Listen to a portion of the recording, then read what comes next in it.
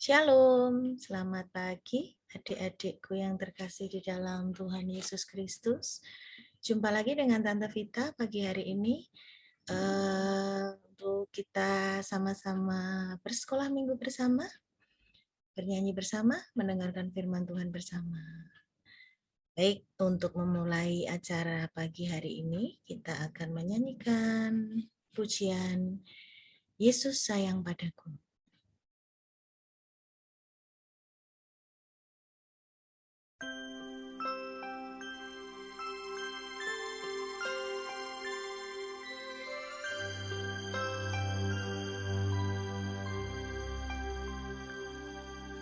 Yesus sayang padaku, Ia panggil marilah untuk jadi anaknya, turut tapak kakinya.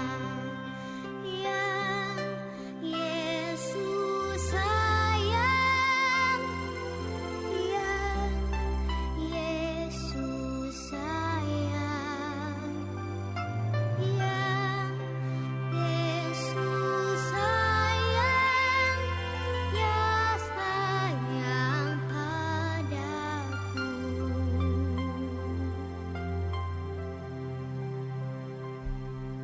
Yesus sayang padaku dan tetap bersamaku, nanti ku bersamanya, tinggal dalam rumahnya. Yang Yesus sayang, yang Yesus sayang, yang Yesus sayang, ya sayang padaku.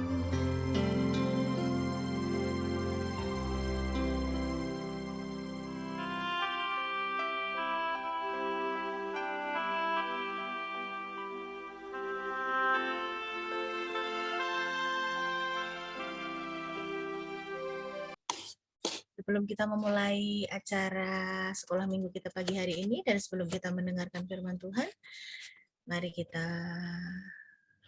menghadap Tuhan, kita berdoa bersama. Tante kita hantarkan. Tuhan Yesus, selamat pagi. Terima kasih Tuhan untuk penyertaan Tuhan dari kami beristirahat semalam. Tuhan memberkati, Tuhan melindungi, menjagai kami, sehingga kami bangun pagi hari ini dengan badan yang sehat, tubuh yang kuat, untuk kami bisa bersekolah minggu bersama, mendengarkan firman Tuhan, memuji nama Tuhan. Kami bersekutu kembali kepada Tuhan. Terima kasih Bapak, berkati anak-anakmu semuanya yang saat ini mengikuti ibadah sekolah minggu yang masih online. Tuhan berkati kami. Kami percaya Tuhan bisa menjangkau kami dimanapun kami berada. Melalui media apapun, kami percaya Tuhan bisa memberikan apa yang Tuhan mau, hati Tuhan kepada anak-anak-Mu. Terima kasih Bapak, berkati acara sekolah minggu pada pagi hari ini. Tuhan berkati dari awal, pertengahan hingga akhirnya. Terima kasih Bapak, sebentar kami juga akan mendengarkan firman Tuhan. Tuhan bajak hati kami, siapkan hati kami untuk kami bisa menerima firman Tuhan dengan baik. Terima kasih Tuhan Yesus, di dalam nama-Mu kami berdoa dan mengucap syukur. Haleluya, amin. Baik, adik-adik semuanya, pagi hari ini kita akan belajar firman Tuhan dengan tema jangan malu mengaku salah. Baik, untuk firman Tuhan pada pagi hari ini diambil dari Lukas 15 ayat 11 dengan judul perumpamaan tentang anak yang hilang. Tante Vita tidak akan bacakan di sini, nanti adik-adik bisa baca di rumah dengan mama, papa, atau bersama dengan kakak ya. Tentunya adik-adik pernah mendengar cerita ini tentang perumpamaan anak yang hilang. Tante Vita akan sedikit bercerita kembali tentang perumpamaan ini. Di sini diceritakan ada seorang bapak yang sangat kaya raya. Hartanya banyak, ternaknya banyak, dombanya banyak. Nah, dia mempunyai 2 orang anak laki-laki. Sebut saja si sulung dan adiknya. Ya, 2 orang ini mempunyai sifat dan karakter yang berbeda. Si sulung adalah anak yang sangat penurut, anak yang baik, anak yang berbakti kepada orang tuanya, membantu orang tuanya, mengurus ladang, mengurus ternaknya.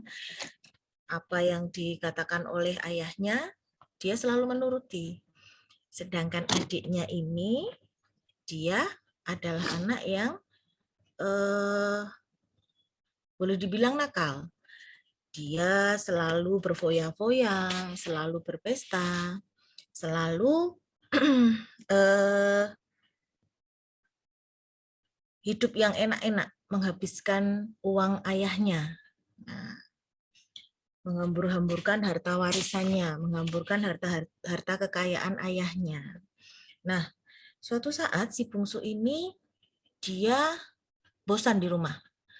Dia meminta bagian dari harta warisannya kepada ayahnya karena dia ingin pergi bersenang-senang. Akhirnya benar, harta warisan yang menjadi haknya diberikan kepada oleh orang tuanya kepada dia. Akhirnya dia pergi ke negeri yang jauh, di sana dia berfoya-foya, dia menghabiskan uang ayahnya sampai benar-benar uang itu habis. Sampai bahkan dia pun untuk makan saja dia sudah tidak bisa. Sampai dia makan makanan ternak, seperti itu. Nah, karena dia merasa kelaparan, tidak ada yang dia makan, lalu dia teringat kepada ayahnya. Aku di sini tidak bisa makan dengan layak, aku tidak bisa makan dengan baik. Sementara di rumah ayahku ada banyak makanan di sana. Bahkan pekerja-pekerjaku pun makan dengan layak. Akhirnya dia memutuskan untuk pulang ke rumah. Sang ayah karena sangat mengasihi anaknya, semenjak anaknya pergi pun dia selalu merasa sedih dan teringat kepada anaknya yang kecil ini, yang bungsu. Nah, anaknya akhirnya yang si bungsu akhirnya kembali ke rumah ayahnya. Saat si bungsu kembali, ayahnya sangat bersuka cita.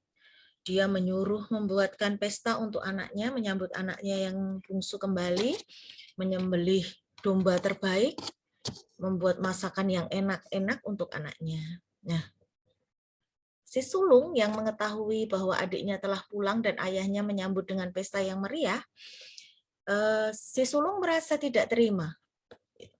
Si sulung tidak merasa tidak terima. Kenapa anak yang sudah begitu nakal, yang sudah menghabiskan uang ayahnya, diterima begitu saja. Nah, di sini kita belajar tentang si bungsu. Si bungsu karena dia merasa sangat bersalah kepada orang tuanya, kepada ayahnya, kepada saudaranya, dia memutuskan untuk kembali pulang dan meminta maaf kepada ayah dan saudaranya, si sulung. Itu bukan perkara yang mudah saat dia sudah melakukan kesalahan yang begitu besar, mengakibatkan kerugian, menyakiti ayahnya, menyakiti kakaknya, itu butuh keberanian besar untuk dia datang kembali ke rumah dan meminta maaf kepada ayahnya dan saudaranya. Nah, tetapi dia mengambil risiko itu untuk pulang kepada ayahnya, karena dia tidak mau menanggung perasaan bersalah itu seumur hidupnya. Nah, di sini ayahnya juga menasihati kepada si sulung bahwa adikmu sudah meminta maaf, sudah mengaku bersalah, sudah bertobat, sudah mengakui kesalahannya dan ingin berubah menjadi baik. Kamu harus bisa memaafkan adikmu. Akhirnya cerita ini berakhir dengan bahagia. si sulung akhirnya bisa memaafkan adiknya, menerimanya dia kembali sebagai saudaranya yang terkasih, dan satu keluarga ini hidup bahagia. Nah, di sini pelajaran yang kita ambil adalah sangat wajar saat kita melakukan kesalahan, baik yang disengaja maupun yang tidak disengaja. Yang harus digarisbawahi di sini adalah bahwa yang terpenting saat kita setelah melakukan kesalahan adalah kita harus berani mengakui kesalahan tersebut dan meminta maaf. Tante, aku kan masih kecil. Ya kan, nggak apa-apa kalau aku melakukan kesalahan. Adik-adik, walaupun kita masih kecil, kita harus belajar melakukan dari hal-hal yang kecil. Semisal, aku kan kemarin aku nggak sengaja nih jatuhin vas bunga kesayangannya mama gitu. Nah, hanya vas bunga, harganya nggak seberapa. Tapi saat kita berani mengakui kesalahan itu kepada mama, nah ada sukacita di sana. Karena saat kita melakukan kesalahan yang belum beres, saat kita melakukan sesuatu hal yang salah dan kita tidak minta maaf, itu hidup kita tidak akan sejahtera. Tidak akan ada damai di dalam hidup kita. Makannya nggak enak, tidurnya nggak nyenyak, badan rasanya sakit semua pokoknya. Gitu. Nah,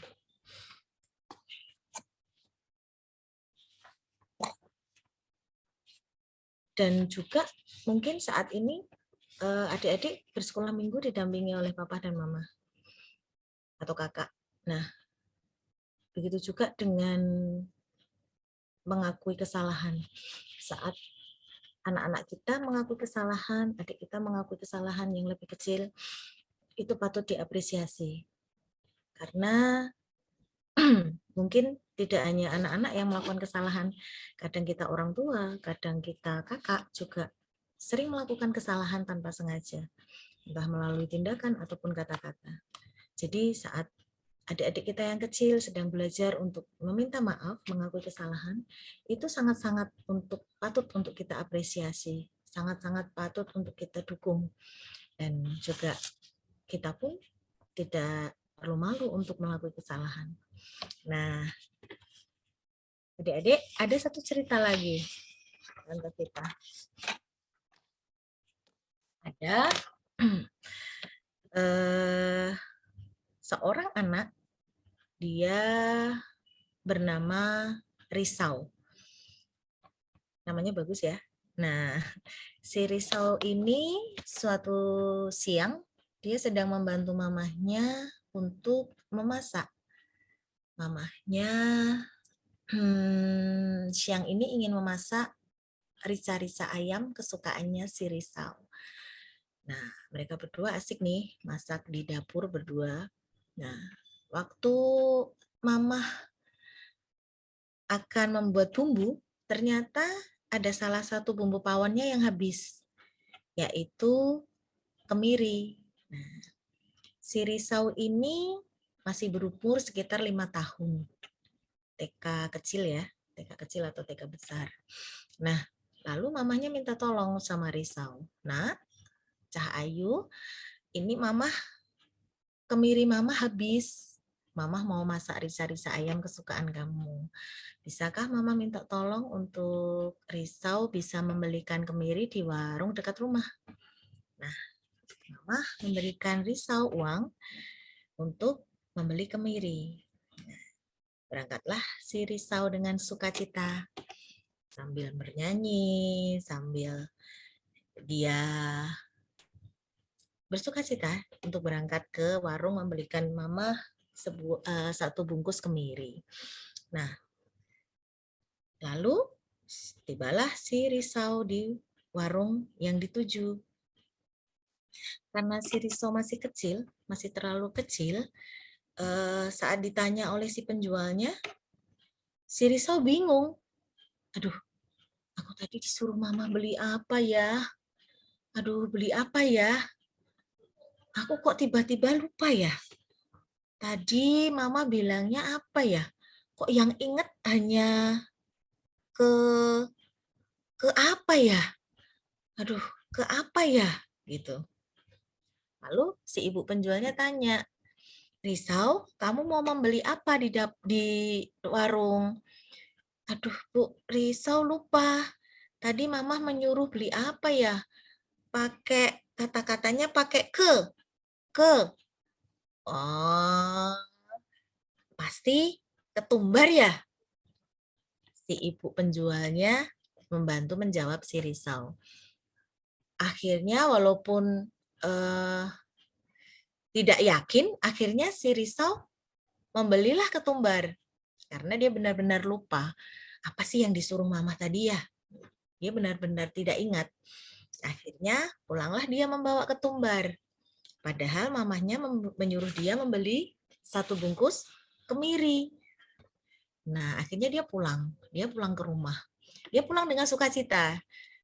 Iya, mama tadi suruh membeli ketumbar gitu. Akhirnya dia pulang. Nah, sesampainya di rumah, mamahnya bertanya, "Mana risau belanjaannya?" "Wah, ini mah, risau sudah belikan mama apa yang tadi mama suruh gitu." Setelah menerima bungkusan itu dan diteliti oleh mama Risau, "Loh, kok jadi ketumbar? Padahal tadi Mama menyuruh Risau untuk membeli kemiri." Nah, akhirnya, oh iya Mah, kemiri. Tadi Risau sempat lupa. Mama tadi menyuruh Risau membeli kemiri atau yang lain. Akhirnya Risau sedih. Aduh, kenapa jadi begini Mah? Mama nggak bisa masak kalau nggak ada kemiri. Nah, akhirnya Risau sedih, hampir menangis. Risau cepat-cepat minta maaf kepada mamahnya. Maaf ya mah, Risau yang salah. Risau tidak bisa mengingat apa yang mama suruh tadi. Akhirnya mama Risau malah membeli ketumbar, harusnya Risau membeli kemiri. Akhirnya mamahnya juga berkata, "Nak, mama juga bersalah. Seharusnya mama memberikan kamu sebuah catatan kecil supaya kamu tidak lupa karena kamu masih terlalu kecil untuk mengingat." Nah, akhirnya setelah Riso meminta maaf dan mamahnya memaafkan, dia kembali bersukacita. Akhirnya Mama mengantar Risau kembali ke warung untuk menukar si ketumbar dengan kemiri. Nah, akhirnya Risau juga bisa berangkat sekolah minggu dengan sukacita karena kesalahannya dia sudah dimaafkan oleh mamahnya. Dan mamahnya juga sudah minta maaf kepada Risau bahwa mama juga salah karena tidak memberi catatan kepada Risau. Nah, adik-adik, jangan pernah takut untuk mengakui kesalahan kalau adik-adik berbuat salah. Mama papa tidak akan marah. Teman juga tidak akan marah. Guru pun juga tidak akan marah. Pasti adik-adik juga pasti hanya akan dinasehati. Tidak akan sampai dimarahi. Jadi jangan takut untuk mengakui kesalahan. Seperti anak bungsu yang hilang, seperti Risau, saat mereka melakukan kesalahan, mereka tidak takut untuk meminta maaf. Dengan segala risikonya, dengan segala konsekuensinya, mereka tidak takut untuk mengaku salah. Karena apa? Itu tadi, saat kita memendam kesalahan yang terlalu lama, saat kita menunda-nunda untuk mengaku bersalah, meminta maaf, akan semakin kita kehilangan damai sejahtera. Makan nggak enak, tidur nggak enak, mau main juga nggak enak, mau bercanda sama mama sama papa juga nggak enak karena ada hal yang belum beres, karena ada kesalahan yang belum diakui. Nah,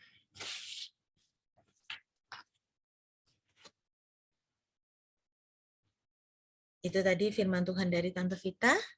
Sebelum kita tutup, kita akan pujikan Hati yang Gembira Adalah Obat.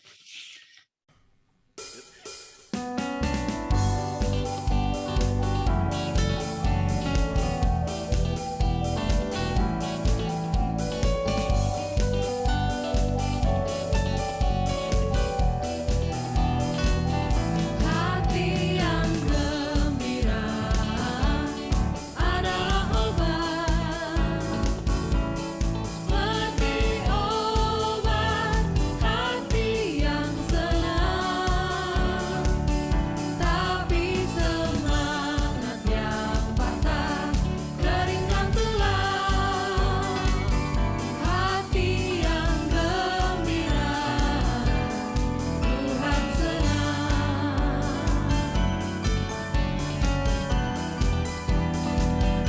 Hati yang gembira adalah obat, seperti obat hati yang senang. Tapi semangat yang patah keringkan tulang. Hati yang gembira Tuhan senang.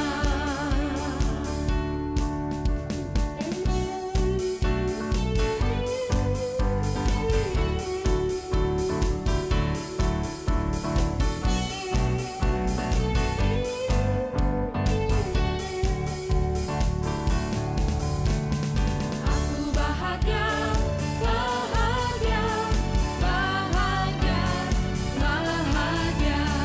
Aku bahagia, bahagia, karena Tuhan Yesus angkat temanku. Yesus angkat temanku dan buang ke laut, buang ke laut, buang ke laut. Yesus angkat temanku dan buang ke laut, buang ke laut, buang ke laut. Bahagia, bahagia, bahagia, bahagia. Aku bahagia, bahagia, karena Tuhan Yesus angkat dosaku. Yesus angkat dosaku dan buang ke laut, buang ke laut, buang ke laut. Yesus angkat dosaku dan buang ke laut, buang ke laut, buang ke laut. Aku bahagia, bahagia, bahagia, bahagia. Aku bahagia, bahagia, karena Tuhan Yesus angkat takutku. Yesus angkat takutku dan buang ke laut, buang ke laut, buang ke laut. Yesus angkat takutku dan buang ke laut, buang ke laut, buang ke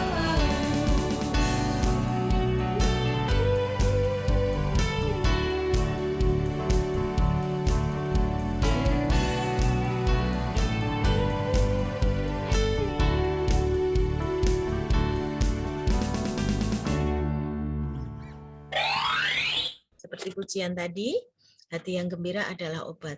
Saat kita sudah menyelesaikan masalah kita, saat kita sudah meminta maaf untuk kesalahan yang kita lakukan, makan jadi enak, penuh sukacita, mau main juga enak, mau bercanda sama mama papa juga enak, mau mainan lagi sama teman-teman juga enak. Nah, karena hati kita penuh sukacita, hati kita penuh dengan rasa gembira, itu adalah obat dari segala macam penyakit, itu adalah obat dari segala macam persoalan.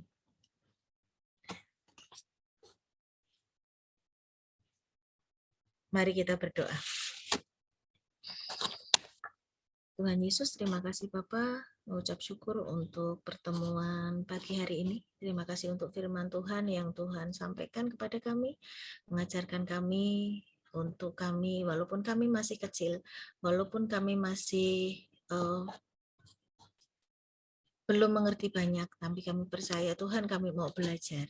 Seperti anak sulung, seperti Risau, seperti anak bungsu yang mau memaafkan, mau meminta maaf untuk semua kesalahan yang kami lakukan. Terima kasih Bapak. Teruskanlah kami firman Tuhan ini dalam hidup kami. Yang belum kami pahami, biarlah Roh Kudus membantu kami untuk memahami setiap firman yang Tuhan berikan. Terima kasih ya Bapak. Sebentar kami juga akan menutup acara hari ini dan kami kembali melakukan aktivitas kami kembali. Tuhan jagai dan lindungi kami. Tuhan berkati dan jadikan kami berkat dimanapun kami berada. Terima kasih Tuhan Yesus. Hanya di dalam namamu kami berdoa dan mengucap syukur. Haleluya. Amin. Nah adik-adik, pesan dari Tante Vita, untuk yang membantumu melakukan hal apapun, ucapkanlah terima kasih. Untuk kesalahan yang kamu perbuat, baik sengaja maupun tidak, ucapkanlah minta maaf. Dan jikalau kamu meminta bantuan untuk kepentinganmu, kebutuhanmu, keperluanmu kepada siapapun, ucapkanlah kata tolong. Kita sudah sampai di penghujung acara. Tante Vita mau pamit. Sampai jumpa lagi di kesempatan yang akan datang. Jaga kesehatan, makan sayur dan buah yang banyak, istirahat yang baik, minum air putih yang banyak, dan tetap jalankan prokes dengan baik. Salam sayang dari Tante Vita dan Tuhan Yesus memberkati. Bye-bye.